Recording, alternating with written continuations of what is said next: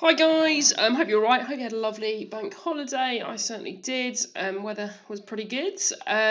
So as we're back now, we're going to move on to the next part of the story. As I said, we're on our final king now, Athelred the Unready, and we've just seen last week kind of the drama that kicks off his reign with that sort of near civil war, which is the anti-monastic reaction, and then the murder of his older brother that allows him to come to the throne. So it's all been a little bit murky and dark already. And what you'll remember is that at Athelred's coronation, so not long after his brothers died, it's the last public event that Dunstan attends. And Dunstan, at the coronation, he gives him this kind of dark warning that because he has come to power in this very violent way, things are going to go wrong for him. There's going to be a doom on the country. And as it happens, Dunstan, irritatingly, turned out to be quite correct. Okay, and Athelred probably has the most trouble with Vikings out of any king we have yet studied, including Alfred. So, this week, all three of our lessons are about Vikings. Okay, there's so much going on. I mean, obviously, it's a little bit like Vikings are like buses. You know, we go a little while without them and suddenly a whole load turn up at once. So we're going to be looking at that kind of the different phases of Viking invasion that poor old Athelred has to deal with, and ultimately how he loses England and our unit ends with a Viking on the throne of poor old Alfred's kingdom.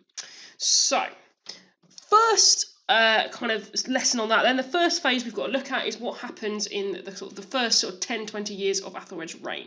Okay, so the 980s up to 991, where we get something called the Battle of Maldon. So we're going to have a little look at the kind of build up to the Battle of Maldon, so the initial Viking attacks, and then we're going to have a look at the battle itself. So key word for today is Athelred Unready. Athelred the Unready in Old English. What that basically means, it's a combination of two words. Athel means noble, which is why we've had so many characters called Athel, Athelstan, blah, blah, blah, because it means noble, which is why all the sort of West Saxon nobility and royal family have that name. And then Raid means council. Okay, so Athelred together, Athelred, the name, in theory, means noble council. Okay, i.e. getting good advice. Unraid means bad advice. So Athelred the Unready altogether means nobly counselled, poorly counselled. Alright? So a king who was badly advised. Okay, or who advised badly, you can read it either way, and therefore is unable to be a noble ruler. Okay, and we're going to have a look, obviously, at all the events of his reign, and eventually the essay is going to be, was he really unready? Is that a fair nickname or not? So we're going to start with the Vikings coming back. So, at the start of each of our kings, we've kind of been looking at a map of England and the Kingdom of England and how that has changed. If you remember, at the start of the year when it was Alfred, we just had Wessex, the last kingdom. Okay, as time has progressed, they've gained Mercia. Edward conquered most of the 5 boroughs in East Anglia. Athelstan took York and much of Northumbria. And as the years have gone on, the Kingdom of England has become a reality. So that is what Athelred inherits after Edgar's reign. Edgar, obviously a very strong king, a little bit of an issue when he dies, but when Athelred comes to the throne, in terms of territory, he's doing all right. This is what the Saxon kingdom looks like at the end of Athelred's reign. Good effort, right? He loses the whole lot. So it's a bit of a sad ending, really, to the course. Again, they spent all this time fighting to make the Kingdom of England a reality, and then Athelred goes and loses it all. But there you go. So, as we said, that's what he's famously known as, Athelred the Unready. A lot of people read that as him being not prepared, not ready. As I say, that's technically not what it means, but you could accuse him of being unready as well. All right. Now, as I say, at the time, people didn't call him that. That is a later nickname. He's king for nearly 40 years. There are some good things that he does, but obviously the fact he loses the whole kingdom kind of overshadows them in the view of many. So just to remind you where the Vikings have been, as we haven't met them for a little while. When Edmund was king in the early 940s, Olaf Guthrum came over, son of Guthrith, comes over from Ireland, from Dublin, takes most of the kingdom. They have something called the Watling Street Agreement, whereby they divide the kingdom along Watling Street, the Roman road. So basically it goes back to the Danelaw for a little bit.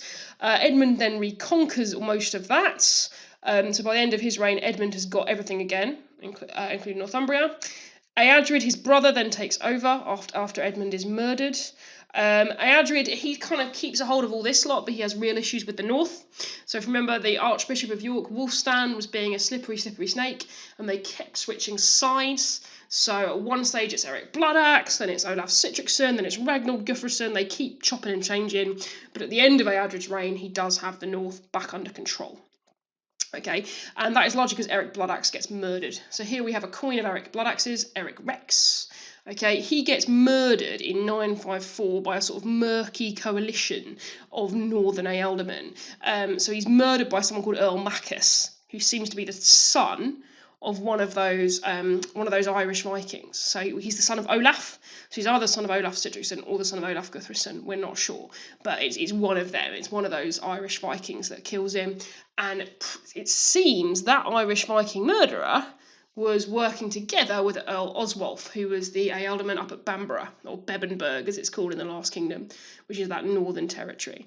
So he's murdered by them to kind of secure their own territory, and after that we have Edgar's reign, and there are no Vikings, and it's all been lovely and chilled for a little while.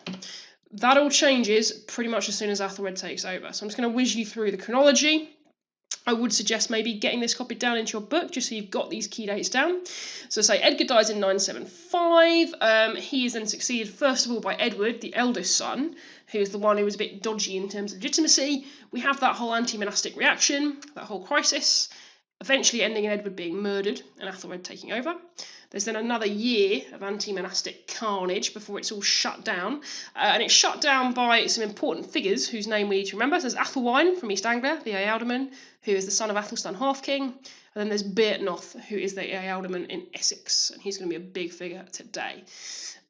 So pretty much 1 year after that's dealt with, the Vikings come back. Okay, so they attack in various places. They attack in Southampton, which is obviously here, near the Isle of Wight. Thanet, you remember that little island off the coast of Kent that we talked about back under Alfred? So they attack there, they attack Southampton, they attack Watchet, which is sort of around here a little bit later. They attack Cheshire, which obviously is a lot higher up. Okay, so they really are kind of coming at them from all angles, if you look at this map. Lots of attacks along the southern coast, pretty much every year from then on. Okay, and 988 we have something called the Battle of Maldon, or the First Battle of Maldon, which takes place at Maldon, which is in Essex, quite close to us, and I'll show you where that is in a mo. Okay, what then happens at the end of this decade is Athelred makes a deal. He makes a treaty with Richard, who is the Duke of Normandy, whereby they both agree that they're not going to allow Vikings to use their country as a base. Okay, to raid one another. So Normandy obviously is in Francia. It's where William the Conqueror comes from in about 50 years' time, later on in this story. But at this time, Athelred has made an agreement with them. Okay, and it's in 991 we have the big Battle of Maldon, which is where poor old Beartnoth meets his doom. So Maldon is a major moment in the Viking raids in Athelred's reign. It is the big turning point. So what we need to look at before we look at that battle is what happens in the sort of the lead up to that. So I've given you an information sheet, and you have two tasks to do with it. The first one is to answer this question. So the Vikings kind of changed their strategy again in the 1980s. So if you remember, early on, so Lindisfarne, 793, and the 800s, the 9th century, when Alfred was around, primarily, initially, the Vikings were smash and grab. Yeah, they turned up in a boat, they got off the boat, they destroyed the monastery, raped some nuns, nicked some stuff, left. All right. During Alfred's reign, we see the Great Heathen Army, and they switch, and they stick around a little bit longer. And by this time, they switch again, and this time they want to take over. It's conquest they want. It stops being so much just individual bands of warlords, and it becomes more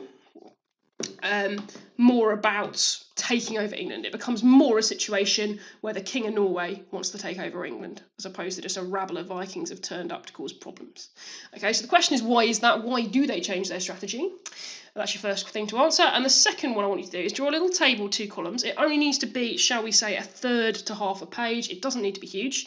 And I want you to read the information on that sheet, and I want you to find evidence for 2 sides. So evidence it was a big threat and evidence it wasn't. All right, because we know that later on in Athelred's reign, the Viking threat becomes enormous. Okay, it becomes existential. You know, it takes over the kingdom. But was it that bad initially? That's quite an important thing to consider, because I think in hindsight there was a bit of an account that, it was terrible, they were absolutely doomed from day one. We need to be clear, was that actually the case? So what I'd like to do is complete those 2 tasks, pause the video here, use that information sheet, complete those 2 things. When you are done, start the video back up again and I'll take you through some answers. Okay, so the answer to question 1, why do they change their strategy? Well, we've already said what the new strategy is. The new strategy is coordinated conquest. Okay, outright conquest of England. No longer coming over and seeing what they can get. It's conquest. They want to take the kingdom and be the new king. Right, that is their new move. Now, the question is why? Well, a couple of reasons. Number 1, actually, by this stage, the Vikings have been in the game for a while, and actually increasingly other countries are able to deal with them. So you've got the Ottoman Empire over in what is now Turkey. Obviously, that's an empire that lasts a very long time, because it's still quite active in sort of, in World War I and things like that. The Ottoman Empire are stopping them going east. The Franks are stopping them getting much of a hold on mainland Europe, the continent, and obviously thus far England have been pretty good at holding them off as well. So they've realised that actually they're kind of struggling to get anywhere with their raiding, and they need to take a stronger approach and try and be a bit more coordinated about this. The other reason is Bloodaxe was killed. All right, so you remember we said a little while ago, Eric Bloodaxe, that major Norwegian warlord, he was a really famous Viking. He was one that other Vikings would have heard of and respected and been afraid of.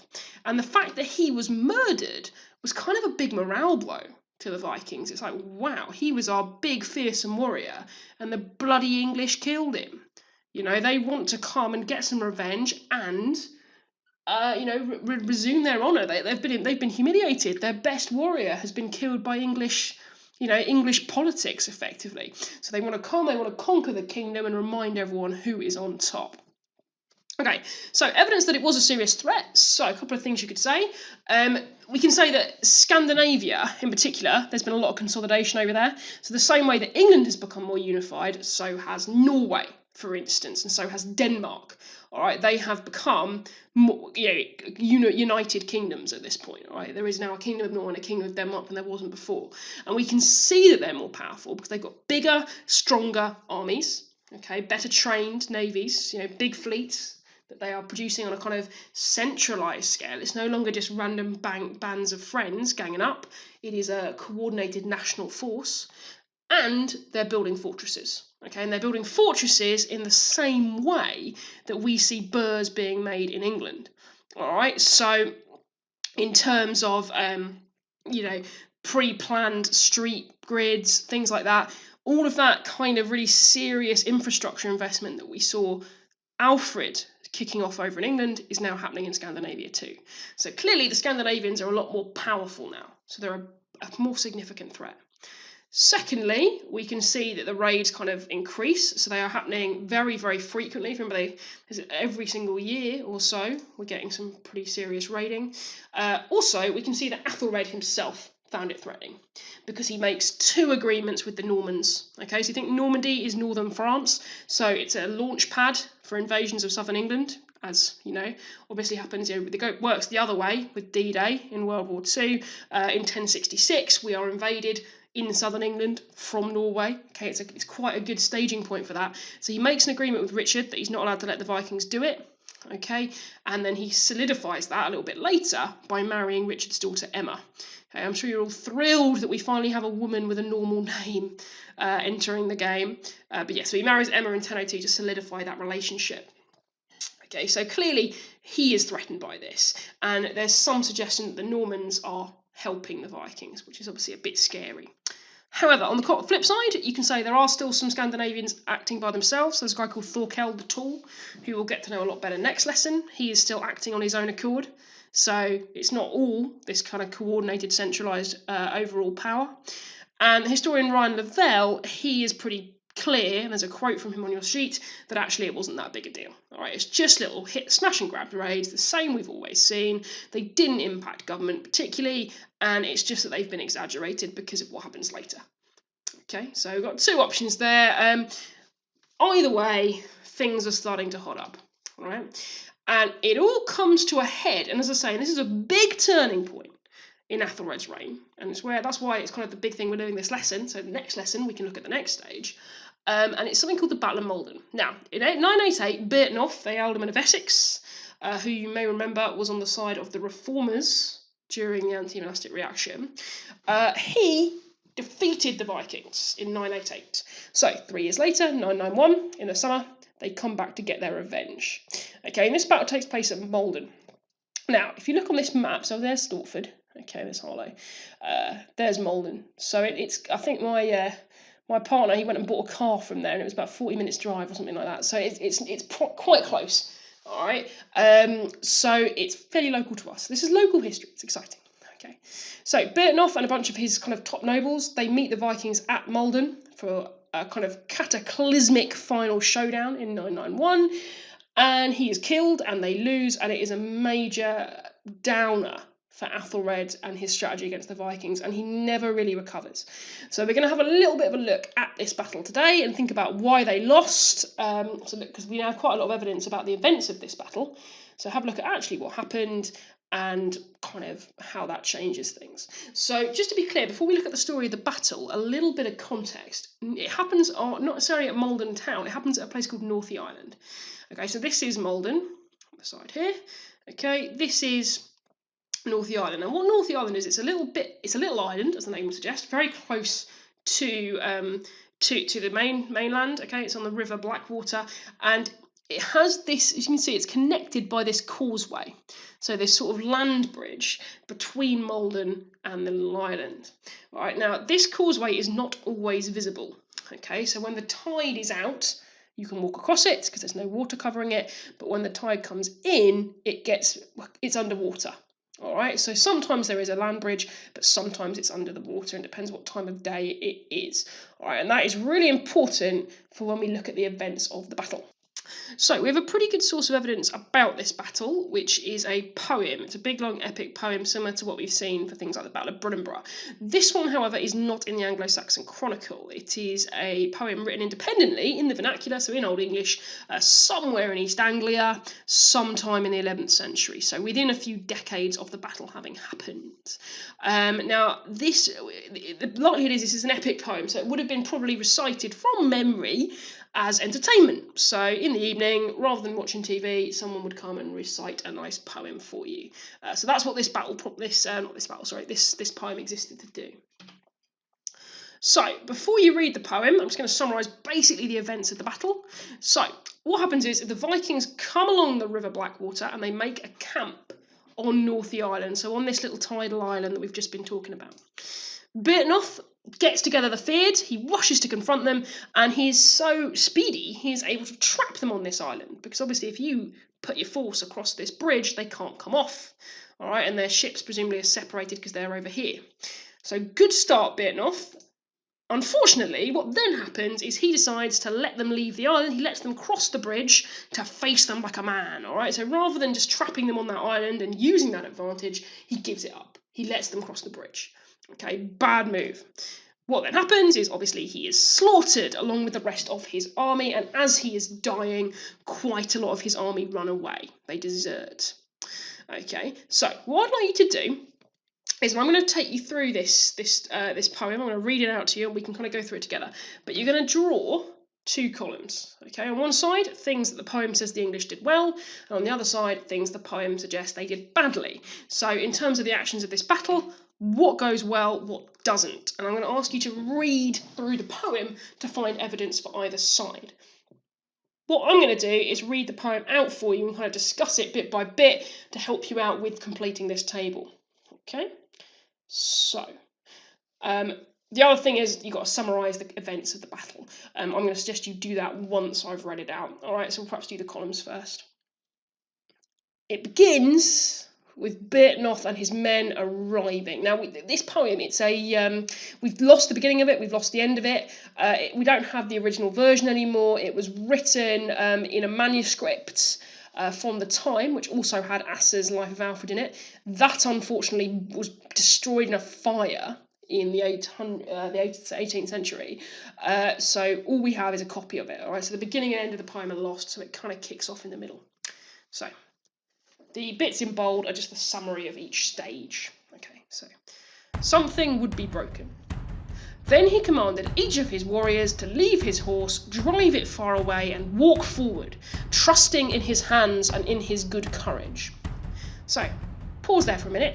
Is that a good shout? Is that a good move? All right, to arrive at a battle on a horse, and then get off the horse and tell the horse to run away and advance on foot. Is that a good shout? I don't know. Probably not really. Okay, next bit. Then Beatnoth began to place his men at their stations. He rode about and advised them, taught the troops how they should stand and hold their ground, and bade them grasp their shields upright, firm in their hands, and have no fear. When he had arranged his folk properly, he dismounted among them where it seemed best to him, where he knew his retainers to be most loyal. So to be clear, retainers, they're kind of soldiers that you retain, that you keep on your payroll all the time. So rather than just calling them up when necessary, they're kind of like your permanent guards, right? The ones that you have with you, your men, most loyal soldiers. So if we read this bit, what have we got here? Well, he seems to be riding around, telling them how to stand, how to hold their shields, and so on, and have no fear. Does it sound like he is dealing with particularly well-trained and experienced troops? Not particularly, right? This is clearly the feared, right? It's locals. It's non-professional soldiers that have been raised as and when they are needed. Alright, so he's turned up with some pretty rubbish men, basically. The feared. Ordinary people, poorly equipped, poorly trained. Bad start. Okay. It also says he dismounts to go and stand and fight himself, where he knows his retainers to be most loyal. Does that suggest that maybe the others aren't loyal? I don't know. But anyway, battle begins. Now, before they start fighting, the Vikings send forward a herald, like a messenger. Okay, and he stands on the riverbank, and he yells a message to them. Then the Vikings' herald stood on the riverbank, cried out loudly, spoke words, boastfully proclaimed the seafarer's message to the Earl where he stood on the shore. Bold seamen have sent me to you, and have commanded me to say to you that you must quickly send treasure in order to protect yourself. And it is better for you to buy off this spear assault with tribute than to have us give you harsh war. There is no need for us to destroy one another, if you are rich enough to pay. With the gold we will confirm truce. If you that are highest here decide upon this, that you will ransom your people, and in return for peace give the seamen money in the amount they request, and receive peace from us, we will go to ship with the tribute, set sail on the sea, and keep peace with you. Now, obviously this is an epic poem. I rather doubt that in real life, some poor Viking man stood on a riverbank and yelled all that across a river. But I'm sure the message was similar. Essentially what they're saying is, we don't have to fight, pay us some money and we'll leave you alone. Right, buy us off and we'll leave. Beatnoth isn't having that. Beatnoth spoke, raised his shield, his slender ash spear, uttered words, angry and resolute, to give him answer. Do you hear, seafarer, what I say? Sea wanderer's herald, take back our answer, speak to your people a message far more hateful. Here stands with his host an undisgraced earl who will defend this country, talking about himself, my lord Athelred's homeland, Vulcan land. Heathens shall fall in the battle. It seems to me too shameful that you should go unfought back to your ships with our tribute, now that you've come thus far into our land. Not so easily shall you get the treasure. We shall pay you with spear tips and sword blades. So that's quite good, right? That's encouraging. He's got confidence. He thinks his men are going to do a good job. Okay, so you want to have a strong leader who doesn't sort of run away and just buy off your enemies. That's a good start, right? Beatnoth's doing well thus far. Then he ordered the men to make a shield wall and go forward so that they all stood on the riverbank. Because of the water, neither band could come to the other. It seemed to them too long a time before they might bear their shields together. On the river Blackwater they stood in proud array, the battle line of East Saxons and the men from the Ash ships. Nor might any of them injure one another, unless one should receive death from the flight of an arrow. So basically they're kind of in a bit of a standoff. Right? Both sides, they've made a shield wall, they're facing each other across this river, but nobody can actually attack each other. Alright, because of the river being in the way and blocking that causeway, that land bridge that connects the island to the mainland. Now notice it says neither of them would injure unless they receive death from the flight of an arrow. Clearly archers are not a big feature in this battle. They obviously don't have very many, otherwise they would just be shooting each other, wouldn't they? So that's possibly a downside for the Anglo-Saxons. They don't seem to have archers, but neither does the other side apparently, so it could be worse. The tide went out. The seamen stood ready, many Vikings eager for war. The Earl, protector of men, bade a war-hard warrior, he was named Wulfstan, of bold lineage, to hold the bridge, who with his spear pierced the first man bold enough to step upon it. There stood with Wulfstan fearless fighters, Alfheir and Maccus, both men who would not take flight from the ford, but defended themselves stoutly against the enemy as long as they might wield weapons. When the loath strangers saw that and understood clearly they would face bitter bridge defenders there, they began to prefer words to deeds, begging the Earl that they might have access to the bank, pass over the ford, and lead their forces across. So, good start for the Saxons. Right, they've got this bridge blocked, they've got their best fighters on the bridge. Any Viking that tries to get past, immediately cut down. They're in a great situation here, they can bottleneck them. Alright, so there's probably more Vikings than Saxons at this point, at this battle, but they're not able to use that advantage because they're being bottlenecked onto this land bridge. Okay, so it's a really good start. So Bearnoth's doing pretty well so far. Alright, he's arrived there nice and quick, he's got his men ready, he's given a nice inspiring speech, and now he's blocking off the only way for the Vikings to attack them. Excellent, good effort.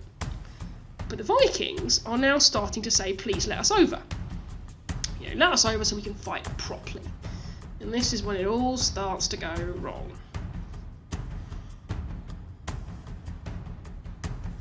Then, in his overconfidence, the Earl began to yield ground. Too much ground for the hateful people. Bearnoth began to call over the cold water while warriors listened. Now the way is laid open for you. Come straightway to us as men to battle. God alone knows which of us may be the master of the field. So essentially, what he does is he's like, you know what? This isn't a real battle. I don't like this bottlenecking. I'm going to let you come over. I'm going to tell my defenders to get off that bridge, open the way for you, and then we can fight properly like men. And it says he's overcome. What an idiot. What a moron. What a stupid move. He's got this amazing advantage and he gives it up because he's so overconfident. He's so proud of himself. He thinks he's the best fighter ever and he wants to prove it. What a moron. It's all going to start going wrong. The slaughter wolves advanced, minded not the water. A host of Vikings westward over the black water, over the bright water, bore their shields. Opposite stood Bearnoth with his warriors, ready for the fierce invaders. He ordered his men to form a wall with their shields and to hold the formation fast against the enemy. Now was combat near, glory in battle. The time had come when doomed men should fall. Shouts were raised, ravens circled, the eagle eager for food.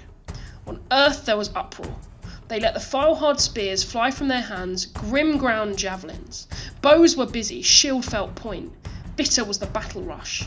On either side warriors fell, young men lay dead. Wulfmar, kinsman of Bearnoth, his sister's son, was cruelly hewn down with swords. Thus men stood firm in the battle, stern of purpose. Eagerly, all of these armed fighters contended with one another to see who would be the first with his weapon's point to take life from the doomed men.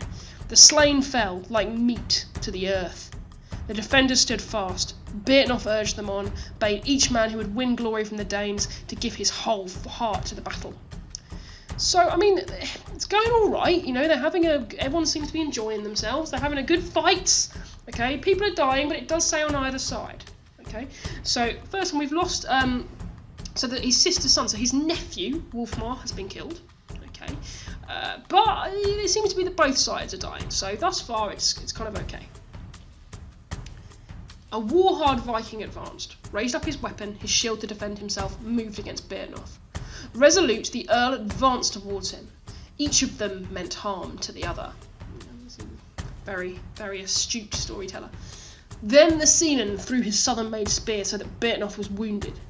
But the Earl brought his shield down hard on the spear, so that the shaft split, and the spearhead broke off and sprang away from his body. He was maddened. With his own spear he stabbed the proud Viking that had given him the wound. Wise in war was Bearnoth. He let his spear go through the man's neck, guided his hand so that he mortally wounded the raider. So someone's come over, they've tried to get Bearnoth with their spear. What he's done is literally just bashed it off with his shield, right, even though it's literally stuck in him, alright, and then killed the person who threw it at him. So, good job. Then he quickly stabbed another, breaking through the mail shirt. In the breast, quite through his armour, this one wounded. At his heart stood the deadly point. The Earl laughed, gave thanks to God that the Lord had given him this day's work. So Bearnoth's doing pretty well. One of the Vikings loosed a javelin from his hand, let it fly from his fist, and it sped its way through Athelred's noble thane, Bearnoth. By the earl's side stood a lad not yet grown, a boy in the battle, son of Wulfstan, Wulfmar the young, who plucked full boldly the bloody spear from his lord. He had sent the hard spear flying back again, its point went in, and on the earth lay the man who had sorely wounded his lord. Then an armed Viking stepped towards the earl. He wished to seize the earl's war gear, steal for himself his rings and ornamented sword. Oh dear, so it's not going great, okay? Bearnoth has now been killed. Well, he's not dead, but he's been very badly wounded with a spear that's been thrown at him. Right, but his men are still fighting for him, so it's going alright. Then Bearnoth took his sword from its sheath, broad and bright-edged, and struck at his assailant's coat of mail. Too soon one of the seafarers hindered him, wounded the earl in his arm. Then the gold-hilted sword fell to the earth. He might not hold the hard blade, he could not wield his weapon. Yet he spoke words and encouraged his men, bade them go forward stoutly together. He could no longer stand firm on his feet. He looked towards heaven and spoke. I thank thee, ruler of nations, for all the joys I have had in the world. Now, gentle Lord, I have most need that thou grant my spirit grace, that my soul may travel to thee. Under thy protection, Prince of Angels, depart in peace, blah, blah, blah, blah, blah. Then the heathen warriors poured in, slew him and both the men who stood by him. Okay, so he is then killed. He's basically cut to pieces by a sort of throng of Vikings. So now it really starts to go wrong, okay, because he's been killed. Then there retired from the battle those who did not want to be there. The son of Odda, Godric, was the first to flee. He went from the fight and left the good man, his earl, that had given him many a steed. He leapt upon the horse that his lord had owned, upon trappings that he had no right to, and both his brothers galloped with him. So basically, poor old Bearnoth is lying there being hacked to bits by Vikings. Meanwhile, some of his minions have nicked his horse, nicked his sort of outfit that was on his horse, and ride off with it.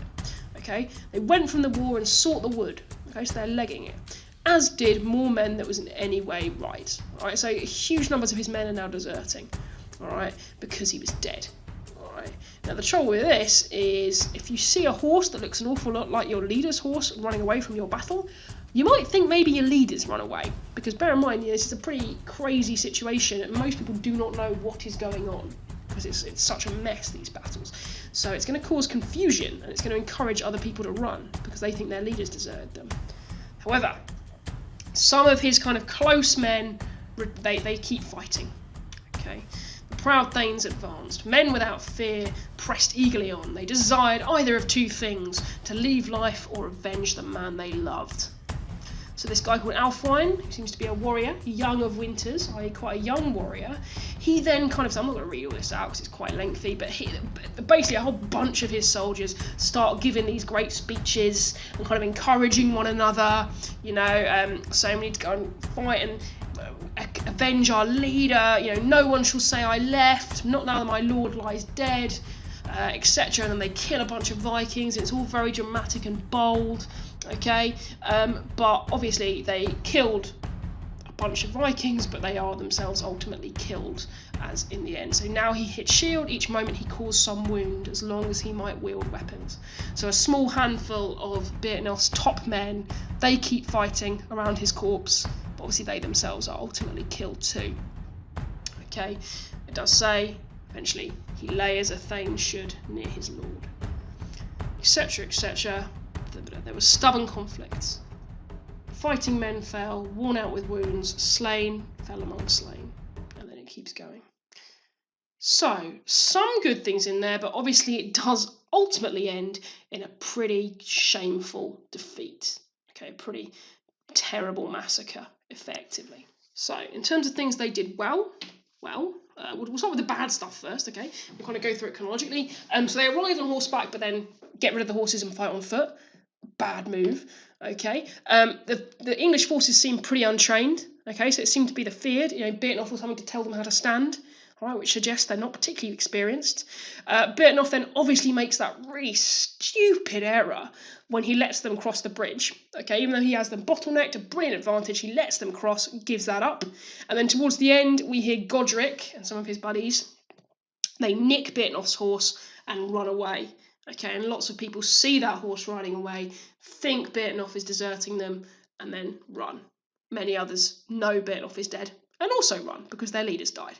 So it all becomes a bit of an unfortunate incident in the end where lots of soldiers are just running for their lives. They did do some things well, though. They were there. They got them trapped on that island. So they must have been ready pretty quickly. Okay, they were pretty responsive. Beaten refuses to give them money. Okay, he's pretty brave. He's pretty confident.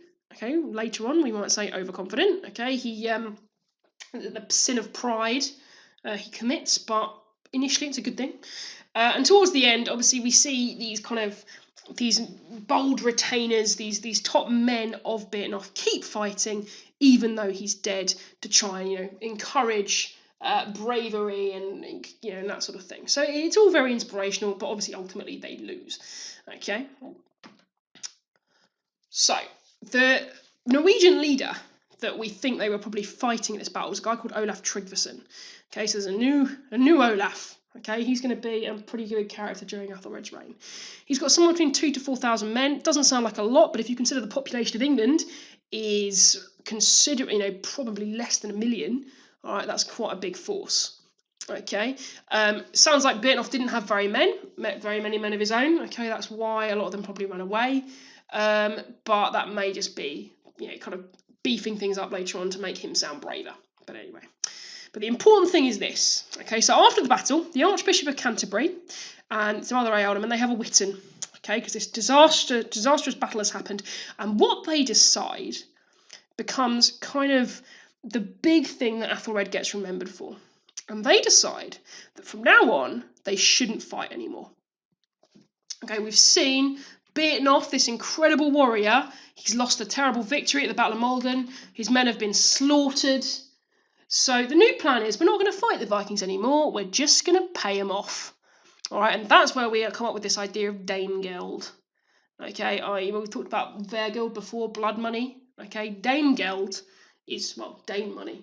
Okay, it's a tax specifically levied to pay off Vikings because Ethelred, this becomes his strategy. All right, he stops trying to fight them and he just pays them. Okay, and we'll talk about why that's a bit stupid next lesson, but that's what he starts doing. So the first payment is £10,000 of silver. Now, as I say, that's not pounds as in a pound coin, that is a literal pound of weight. £10,000 of silver is paid to those Vikings to get rid of them. Pretty huge sum.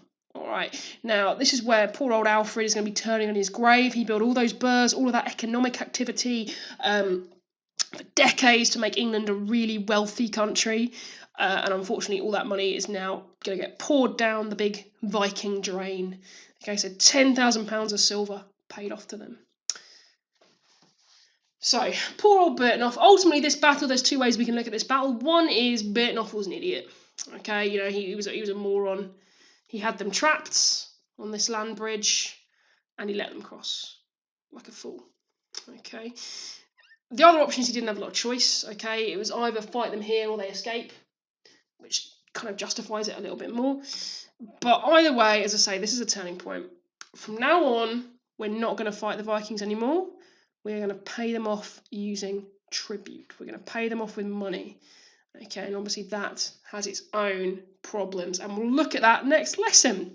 So, hope this video was helpful, guys. As ever, please do let me know if you're struggling. All right, I think your Edgar essay is due in this Thursday, so just a reminder that is coming up. If you think you're not going to be able to manage that for whatever reason, please let me know in advance. Okay, don't just not hand it in, or because obviously that's a bit annoying. So please do let me know in advance if you're not going to manage that. Okay, and if you've got a decent excuse, maybe I'll be nice. Anyway, all right, guys, have a nice afternoon.